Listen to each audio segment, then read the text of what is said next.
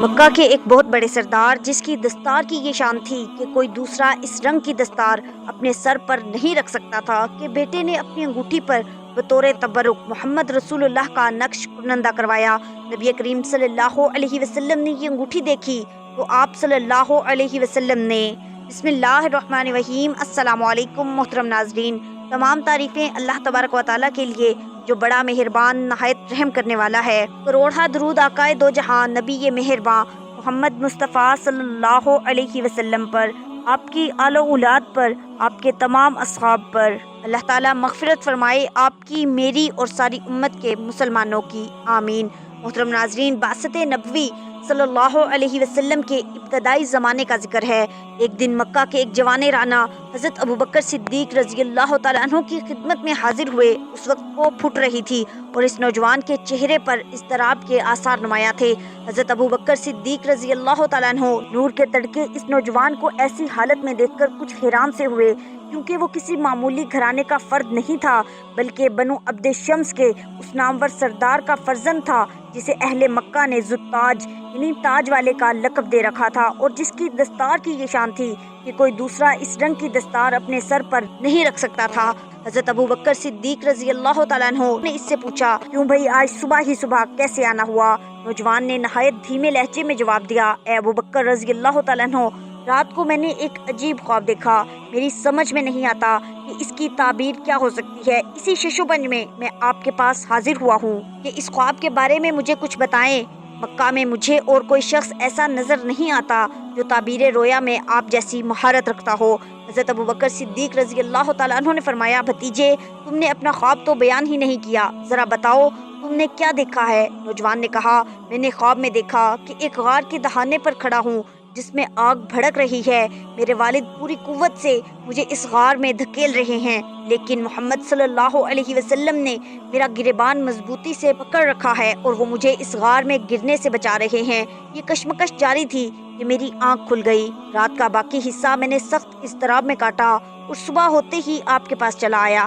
حضرت ابوبکر صدیق رضی اللہ تعالیٰ عنہ نے نوجوان کی بات ختم ہوتے ہی فرمایا، برادر زادے، میرا مشورہ یہ ہے کہ محمد صلی اللہ علیہ وسلم جس دین کی دعوت دے رہے ہیں تم فوراً اس کو قبول کر لو۔ تمہارے خواب سے ظاہر ہوتا ہے کہ ایسا کرنے سے اس آتشی غار میں گرنے سے بچ جاؤ گے، البتہ تمہارے والد کی قسمت میں یہ سعادت نہیں ہے، وہ ضرور اس غار میں گریں گے۔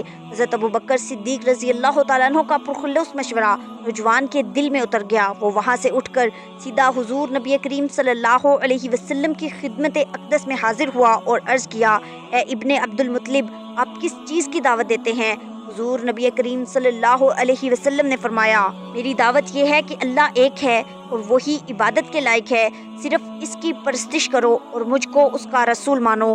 ان پتھر کے بتوں کی پوجا چھوڑ دو جو کسی کو نفع یا نقصان پہنچانے پر قادر نہیں ہیں، ان کو تو اس بات کی بھی خبر نہیں ہے کہ کون ان کی پرستش کرتا ہے اور کون نہیں کرتا۔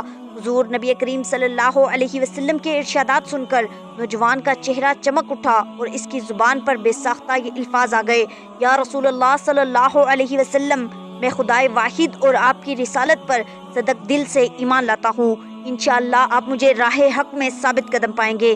ایک متمول گھرانے کے یہ نوجوان جنہوں نے ہر قسم کا عیش و آرام میسر ہونے کے باوجود قبول حق کا پرخطر راستہ اختیار کیا اور سخت نامسد حالات میں حضور نبی کریم صلی اللہ علیہ وسلم کا دامن اقدس تھاما تھا، حضرت خالد بن سعید اموی رضی اللہ تعالیٰ عنہ تھے۔ حضرت ابو سعید خالد بن سعید رضی اللہ تعالیٰ عنہ کا شمار نہایت جلیل القدر صحابہ اکرام میں ہوتا ہے۔ ان کا تعلق قریش کے خاندان بنو امیہ سے تھا۔ حضرت خالد رضی اللہ تعالیٰ عنہ کا والد سعید بن عاص بڑے دبدبے اور پرشکوہ رئیس تھے اور مکے میں بڑے اثر و اقتدار کے مالک تھے۔ ابن اسیر رحمۃ اللہ علیہ کا بیان ہے کہ وہ جس رنگ کا امامہ باندھتا تھا، مکہ میں کسی دوسرے کو یہ جرت نہ تھی کہ اس رنگ کا امامہ باندھ سکے، اس لیے وہ لوگوں میں ذوالتاج یعنی تاج والے کے لقب سے مشہور ہو گیا تھا۔ جب سعید بن عاص کو حضرت خالد رضی اللہ تعالیٰ عنہ کے قبول اسلام کا علم ہوا تو وہ سخت برافوختہ ہوا اور حضرت خالد رضی اللہ تعالیٰ عنہ باپ کے قہر و غضب سے بچنے کے لیے کہیں چھپ گئے۔ سعید بن عاص نے اپنے دوسرے بیٹوں کو ان کی تلاش کے لیے بھیجا، وہ انہیں پکڑ کر باپ کے پاس لے گئے۔ سعید بن عاص نے خالد رضی اللہ تعالیٰ عنہ کو سخت سست کہنے کے بعد इस बेदर्दी से पीटा कि इसके हाथ की लकड़ी टुकड़े टुकड़े हो गई। जब मारते मारते थक गया तो कहा, मोहम्मद सल्लल्लाहु अलैहि वसल्लम के दीन को छोड़ दो वरना तुम्हारी खैर नहीं। लेकिन हज़रत खालिद रज़ी अल्लाह तआला अन्हो दिलो जान से इस्लाम के शदाई बन चुके थे।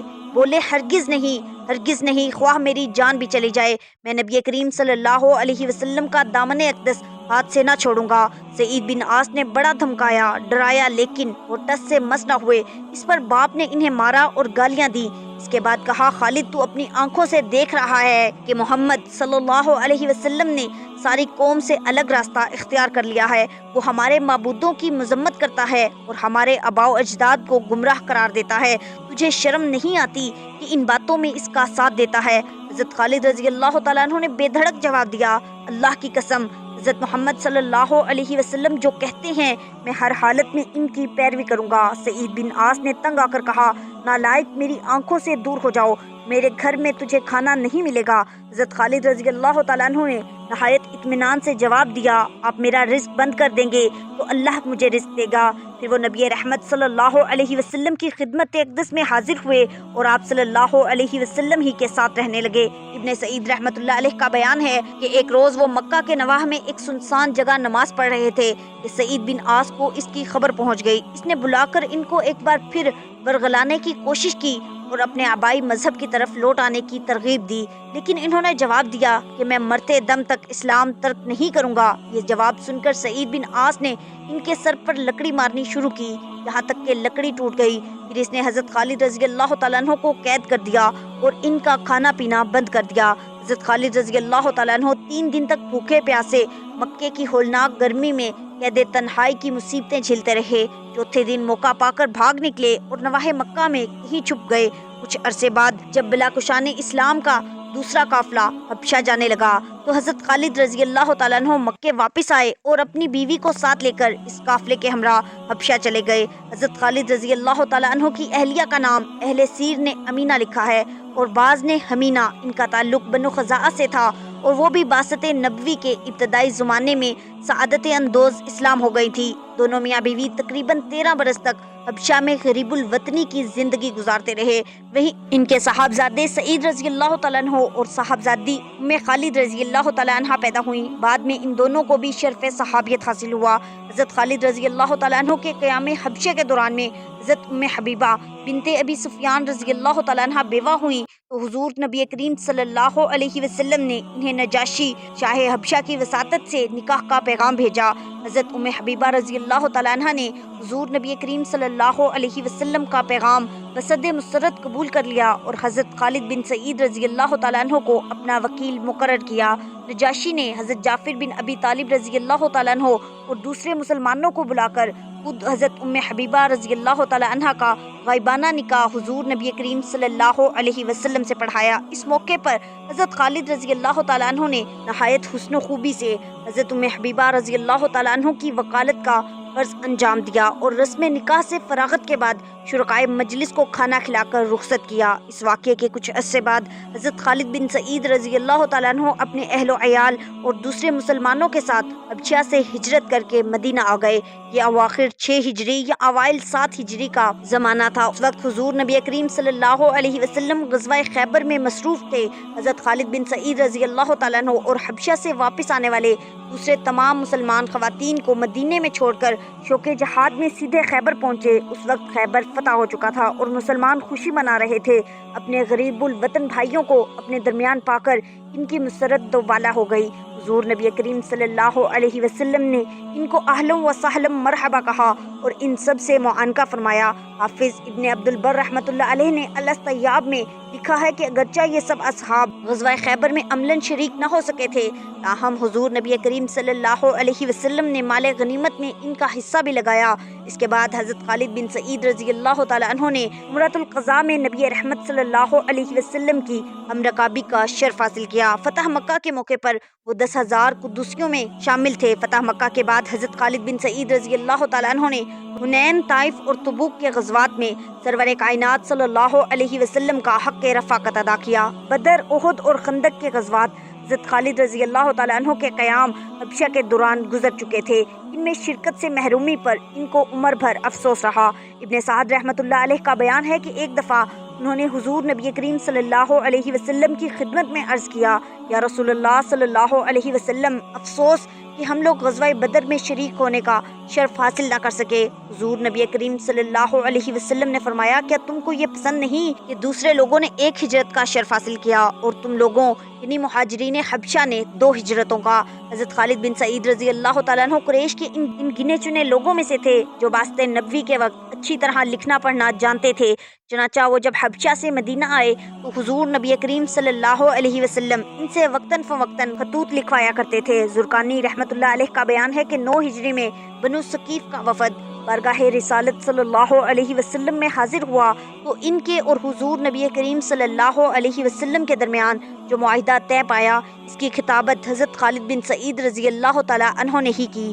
مسند ابو داؤد میں ہے کہ حضور نبی کریم صلی اللہ علیہ وسلم نے اہل یمن کو جو امان نامہ دیا تھا، اس کو بھی حضرت خالد بن سعید رضی اللہ تعالیٰ عنہ نے لکھا تھا۔ حضرت خالد بن سعید رضی اللہ تعالیٰ عنہ کے 2 بھائی عمرو بن سعید اور امان بن سعید رضی اللہ تعالیٰ عنہم بھی شرف اسلام سے بہرہور ہو گئے تھے۔ حضور نبی کریم صلی اللہ علیہ وسلم ان تینوں بھائیوں کو بڑی قدر کی نگاہ سے دیکھتے تھے اور ان کو حکومت و امارت کا اہل سمجھتے تھے۔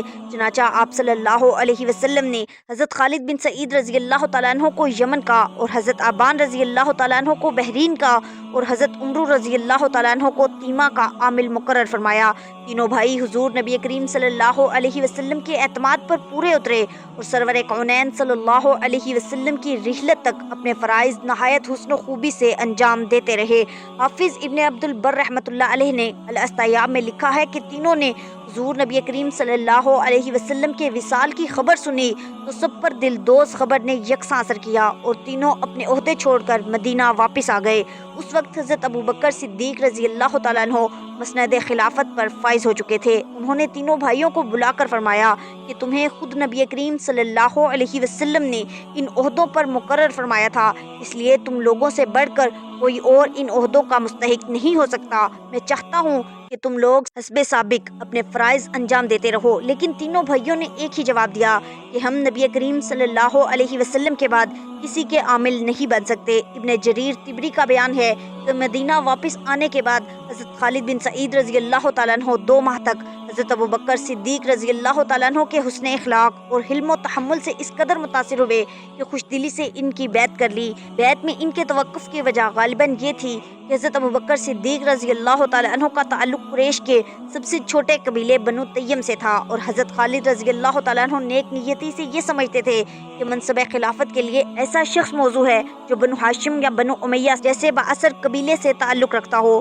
لیکن جب انہوں نے حضرت ابو بکر صدیق رضی اللہ تعالیٰ عنہ کی ذات میں وہ تمام اوصاف موجود پائے جو اس وقت امت مسلمہ کی سربراہی کے لیے ضروری تھے تو انہوں نے بیعت کرنے میں ایک لمحے کا بھی مزید توقف نہ کیا۔ حضرت ابو بکر صدیق رضی اللہ تعالیٰ عنہ کے خلافت میں آنے کے فوراً بعد فتنہ ارتداد کی آگ اس تیزی سے بھڑکی کہ اس کے شعلوں نے دیکھتے ہی دیکھتے سارے عرب کو اپنی لپیٹ میں لے لیا۔ محدود چند قبائل کے سوا عرب کا کوئی قبیلہ ایسا نہیں تھا جو اس فتنہ عظیم سے متاثر نہ ہوا ہو۔ اس نازک موقع پر حضرت ابو بکر صدیق رضی اللہ تعالیٰ عنہ کوہ استقامت بن کر کھڑے ہو گئے اور اپنی ہمت و شجاعت اور تدبیر و فراست کی بدولت خلافت اسلامیہ کی ہچکولے کھاتی کشتی کو ہولناک گرداب بلا سے صحیح سلامت نکال لائے۔ فتنہ ارتداد کے ایصال کے لیے جن جوان مردوں نے سر دھڑ کی بازی لگا دی، حضرت خالد بن سعید رضی اللہ تعالیٰ عنہ بھی ان میں سے ایک تھے۔ ابن اسیر رحمۃ اللہ علیہ کا بیان ہے کہ مرتدین کے خلاف معرکوں میں ایک مرتبہ ان کا مقابلہ عمرو بن مادی کرب زبیدی سے ہو گیا۔ عمرو بن مادی کرب بڑے ڈیل ڈول کے آدمی تھے اور عرب کے نامور بہادروں میں شمار ہوتے تھے۔ بعض روایتوں کے مطابق ان کو 1000 سواروں کے برابر تسلیم کیا جاتا تھا۔ بدقسمتی سے وہ جھوٹے مدعی نبوت اسود انسی سے متاثر ہو کر اس کے حامیوں میں شامل ہو گئے۔ حضرت خالد بن سعید رضی اللہ تعالیٰ عنہ اگرچہ جسمانی قوت کے لحاظ سے عمرو بن مادی کرب کے ہم پلہ نہیں تھے، لیکن جوش ایمانی نے ان کے بازوؤں میں بجلیاں بھر دی تھی۔ انہوں نے عمرو بن مادی کرب کو نہ صرف زخمی کر دیا بلکہ ان کی تلوار اور گھوڑا بھی چھین لیا۔ عمرو بن مادی کرب نے بھاگ کر جان بچائی اور بعد میں دوبارہ مسلمان ہو کر جہاد شام میں گراں قدر خدمات انجام دیں۔ فتنہ ارتداد کے فروغ ہو جانے کے بعد حضرت ابوبکر صدیق رضی اللہ تعالیٰ عنہ ایران اور شام کی مہموں کی طرف متوجہ ہوئے اور مسلمانوں کو ایران اور شام کی اسلام دشمن قوتوں کے خلاف جہاد پر جانے کی ترغیب دی۔ حضرت خالد بن سعید رضی اللہ تعالیٰ عنہ ان سرفروشوں میں سے تھے جنہوں نے سب سے پہلے حضرت ابوبکر صدیق رضی اللہ تعالیٰ عنہ کی دعوت جہاد پر لبیک کہا۔ انہوں نے خلیفۃ الرسول صلی اللہ علیہ وسلم سے مخاطب ہو کر کہا، اللہ کی قسم مجھ کو یہ بات پسند ہے، میں کسی سربا فلک پہاڑ سے گر پڑوں یا زمین و آسمان کے درمیان مجھے کوئی خونخوار پرندہ اچک لے، لیکن یہ پسند نہیں کرتا کہ آپ مجھے بلائیں اور میں توقف کروں، آپ حکم دیں اور میں تعمیل نہ کروں۔ واللہ مجھے نہ دنیا سے محبت ہے اور نہ میں طویل زندگی کی تمنا رکھتا ہوں۔ تم سب لوگ گواہ رہو کہ میں، میرے عزیز و اقارب اور میرے نوکر چاکر سب راہ حق میں لڑنے کے لیے وقف ہیں۔ ہم برابر دشمنان دین سے مصروف جنگ رہیں گے یہاں تک کہ اللہ انہیں ہلاک کر ڈالے یا ہم سب اپنی زندگیاں قربان کر دیں۔ حضرت ابوبکر صدیق رضی اللہ تعالیٰ عنہ نے حضرت خالد بن سعید رضی اللہ تعالیٰ عنہ کے حق میں دعائے خیر کی اور پھر انہیں تیمہ شام جانے والی امدادی فوج کا افسر مقرر کر دیا۔ حضرت خالد بن سعید رضی اللہ تعالیٰ عنہ اپنی فوج کو لے کر مدینہ سے چلنے لگے تو حضرت ابوبکر صدیق رضی اللہ تعالیٰ عنہ سے مخاطب ہو کر کہا، اے خلیفۃ الرسول صلی اللہ علیہ وسلم، اپنا ہاتھ دیجئے، میں نہیں جانتا کہ آج کے بعد پھر اس دنیا میں ملاقات ہوگی یا نہیں۔ اگر اللہ نے ملاقات کا موقع دیا تو ہم اس کی بخشش اور عفو کے تمنائی رہیں گے، اور اگر آج کے بعد پھر قسمت میں ملاقات نہیں تو اللہ سے دعا ہے کہ وہ ہمیں اور آپ کو جنت میں نبی کریم صلی اللہ علیہ وسلم کی زیارت کا شرف نصیب فرمائے۔ حضرت ابوبکر صدیق رضی اللہ تعالیٰ عنہ نے ہاتھ بڑھا کر حضرت خالد بن سعید رضی اللہ تعالیٰ عنہ سے نہایت محبت اور تپاک کے ساتھ مصافحہ کیا۔ یہ سماع اتنا اثر انگیز تھا کہ حضرت ابوبکر صدیق رضی اللہ تعالیٰ عنہ، حضرت خالد بن سعید رضی اللہ تعالیٰ عنہ اور دوسرے تمام مسلمان آبدیدہ ہو گئے اور سب پر دیر تک رکت طاری رہی۔ پھر حضرت ابوبکر صدیق رضی اللہ تعالیٰ عنہ نے فرمایا، ٹھہرو کچھ دور، ہم تمہارے ساتھ چلتے ہیں۔ حضرت خالد بن سعید رضی اللہ تعالیٰ عنہ نے عرض کیا، میں یہ نہیں چاہتا۔ حضرت ابوبکر صدیق رضی اللہ تعالیٰ عنہ نے فرمایا، لیکن میں اور دوسرے تمام مسلمان یہی چاہتے ہیں۔ چنانچہ سب لوگ اٹھ کھڑے ہوئے اور مدینے کے باہر تک حضرت خالد بن سعید رضی اللہ تعالیٰ عنہ اور ان کے ساتھیوں کی مشایعت کی۔ رومیوں کو تیمہ کی طرف حضرت خالد بن سعید رضی اللہ تعالیٰ عنہ کی پیش قدمی کی اطلاع ملی تو انہوں نے زور و شور سے جنگ کی تیاری شروع کی اور شام کی سرحد پر آباد بعض مرتد عرب قبائل کو اپنے ساتھ ملا کر مختلف اطراف میں چھاپے مارنے شروع کر دیے۔ حضرت خالد بن سعید رضی اللہ تعالیٰ عنہ نے دربار خلافت کی ہدایت کے مطابق ان پر ایسی زبردست یلغار کی کہ تمام رومی تتر بتر ہو گئے اور ان کے حامی عرب قبائل غائب ہو کر دوبارہ حلقہ اسلام میں آ گئے۔ اب رومیوں کا ایک نامور سردار بہان لشکر لے کر جرار لشکر کے ساتھ حضرت خالد بن سعید رضی اللہ تعالیٰ عنہ کے مقابلے پر آیا۔ حضرت خالد بن سعید رضی اللہ تعالیٰ عنہ نے اسے شکست فاش دی اور وہ اپنی فوج کو دمشق کی طرف ہٹا کر لے گیا۔ حضرت خالد بن سعید رضی اللہ تعالیٰ عنہ اس کا تعاقب کرتے ہوئے برابر آگے بڑھتے گئے اور دمشق و کوسہ کے درمیان ایک مقام پر جا پڑاؤ ڈالا۔ دوسری طرف بہان نے اپنی فوجی دستے اسلامی لشکر کے چاروں طرف پھیلا دیے اور خود ایک مضبوط فوج کے ساتھ مسلمانوں پر حملہ کرنے کے لیے آگے بڑھا۔ راستے میں اس کو حضرت خالد بن سعید رضی اللہ تعالیٰ عنہ کے صاحبزادے حضرت سعید رضی اللہ تعالیٰ عنہ ایک چھوٹے سے فوجی دستے کے ساتھ ملے۔ رومیوں نے گھیرا ڈال کر حضرت سعید رضی اللہ تعالیٰ عنہ اور ان کے ساتھیوں کو شہید کر ڈالا۔ حضرت خالد بن سعید رضی اللہ تعالیٰ عنہ کو اچانک بیٹے کی شہادت کی خبر ملی تو ان کو شدید صدمہ ہوا اور وہ غم و اندوہ کے عالم میں اپنی فوج کو لے کر پیچھے ہٹ گئے۔ بہان نے چاہا کہ آگے بڑھ کر اسلامی لشکر پر کاری ضرب لگائے، لیکن مسلمانوں کے ایک جانباز سردار کرما ذوالقلعہ رضی اللہ تعالیٰ عنہ نے بہان کو آگے بڑھنے سے روک دیا۔ حضرت خالد بن سعید رضی اللہ تعالیٰ عنہ پیچھے ہٹتے ہوئے ذوالمرہ کے مقام پر آ کر خیمہ زن ہو گئے۔ چند دن بعد وہاں سے مدینہ آئے تو حضرت ابوبکر صدیق رضی اللہ تعالیٰ عنہ نے ان کے پیچھے ہٹانے پر ناراضگی کا اظہار فرمایا اور مناسب تنبیہ کی۔ حضرت خالد بن سعید رضی اللہ تعالیٰ عنہ نے معذرت کی کہ بیٹے کی جدائی کا غم مجھ پر غالب آ گیا اور میں صحیح فیصلہ نہ کر سکا۔ حضرت ابوبکر صدیق رضی اللہ تعالیٰ عنہ نے ان کی معذرت قبول کر لی اور انہیں پھر جہاد پر جانے کا حکم دیا۔ حضرت خالد بن سعید رضی اللہ تعالیٰ عنہ دوبارہ شام جا کر ایک عام سپاہی کی طرح حضرت ابو عبیدہ بن الجراح رضی اللہ تعالیٰ عنہ کے لشکر میں شامل ہو گئے اور گزشتہ غلطی کی تلافی کرنے کے لیے اپنی جان ہتھیلی پر رکھ لی۔ انہوں نے رومیوں کے خلاف متعدد مارکوں میں जांबाजाना हिस्सा लिया। इस सिलसिले में मौरखीन ने दमिश्क और फहल के मार्कों का खसूसियत से जिक्र किया है। इन लड़ाइयों में वो इस जोश और वरफ्तगी से लड़े कि अपने बेगाने सभी अश अश कर उठे। इसी ज़माने में हज़रत खालिद बिन सईद रज़ी अल्लाह तआला अन्हु ने हज़रत अकरमा बिन अबी जहल रज़ी अल्लाह तआला अन्हु की बेवा हज़रत उम्मे हकीम रज़ी अल्लाह तआला अन्हा से निकाह कर लिया। मारकाए फहल के बाद इस्लामी लश्कर मर्जुल सफ़र पहुंचा तो हज़रत खालिद बिन सईद रज़ी अल्लाह तआला अन्हु ने ख्वाहिश की कि इसी मकाम पर रस्म उरूसी अदा की जाए। उम्मे हकीम ने कहा कि दुश्मन सर पर खड़ा है, क्या ये बेहतर न होगा कि इससे निबट कर इत्मीनान से ये रस्म अदा करें। हज़रत खालिद बिन सईद रज़ी अल्लाह तआला अन्हु ने कहा, मुझे इस मार्के में अपनी शहादत का यकीन है। उम्मे हकीम रज़ी अल्लाह तआला अन्हा खामोश हो गई। एक पुल के पास जो अब कतरा उम्मुल हकीम रज़ी अल्लाह तआला अन्हा कहलाता है, रस्म उरूसी अदा हुई। सुबह को हज़रत खालिद रज़ी अल्लाह तआला अन्हु ने दावत वलीमा का एहतमाम किया। अभी लोग खाने से फारिग नहीं हुए थे कि रूमियों ने हमला कर दिया। इनका एक कवी हैकल जंगजू सबसे आगे आगे मुसलमानों को मुकाबले के लिए ललकार रहा था। हज़रत खालिद बिन सईद रज़ी अल्लाह तआला अन्हु तीर की तरह झपट कर इसके मुकाबले के लिए निकले और नहायत बहादुरी से लड़कर इसके हाथों शहीद हो गए। इसके बाद आम लड़ाई शुरू हुई। हज़रत उम्मे हकीम रज़ी अल्लाह तआला अन्हा शोहर की शहादत का मंजर देख रही थी। उसी वक्त अपने खैमे की चोब उखाड़ कर रूमियों पे झपट पड़ी और 7 आदमियों को खाको खून में सुलाकर अपने शोहर का इंतकाम ले लिया। अहले सीर ने हज़रत खालिद बिन सईद रज़ी अल्लाह तआला अन्हु की सिर्फ 2 औलादों का जिक्र किया है, एक बेटा हज़रत सईद रज़ी अल्लाह तआला अन्हु और एक बेटी उम्मे खालिद रज़ी अल्लाह तआला अन्हा। हज़रत सईद रज़ी अल्लाह तआला अन्हु मैदान जहाद में हज़रत खालिद रज़ी अल्लाह तआला अन्हु के सामने ही शहीद हो गए। हज़रत उम्मे खालिद रज़ी अल्लाह तआला अन्हा का शुमार मशहूर सहाबियात में होता है। इनका निकाह हज़रत ज़ुबैर बिन अल-अवाम रज़ी अल्लाह तआला अन्हु से हुआ था। हुज़ूर नबी करीम सल्लल्लाहु अलैहि वसल्लम इन पर बहुत शफ़क़त फरमाया करते थे। हाफिज़ इब्न अब्दुल बर रहमतुल्लाह अलैह कहते हैं कि हज़रत खालिद बिन सईद रज़ी अल्लाह तआला अन्हु की ज़िंदगी में तहक्कुमाना शान थी, ताहम वो लिबास वगैरह में हुज़ूर नबी करीम सल्लल्लाहु अलैहि वसल्लम की मुशाबहत की कोशिश किया करते थे। अपनी अंगूठी पर बतौर तबरुक मोहम्मद रसूलुल्लाह का नक्श कुनंदा करवाया था। हुज़ूर नबी करीम सल्लल्लाहु अलैहि वसल्लम ने ये अंगूठी देखी तो आप सल्लल्लाहु अलैहि वसल्लम ने इनसे ले ली और हमेशा अपने पास रखी। हज़रत खालिद बिन सईद रज़ी अल्लाह तआला अन्हु ने कबूल हक में सबकत, राह हक में बिलाकशी और शौक़े जहाद के जो नकूश सफ़ाए तारीख पर नक्श किए वो ताअबद इनके नाम को जिंदा और ताबिंदा रखेंगे। अल्लाह ताला की इन पर हज़ारों रहमतें हों और इनके सदक़े हमारी मग़फ़िरत हो, आमीन। मोहतरम नाज़रीन, उम्मीद करती हूँ आपको आज की वीडियो पसंद आई होगी। वीडियो अच्छी लगे तो इसे लाइक और शेयर ज़रूर कीजिए और कमेंट बॉक्स में अल्लाह ताला के 99 नामों में से एक नाम ज़रूर टाइप करें। मिलते हैं अगली वीडियो में, तब तक के लिए अल्लाह निगहबान।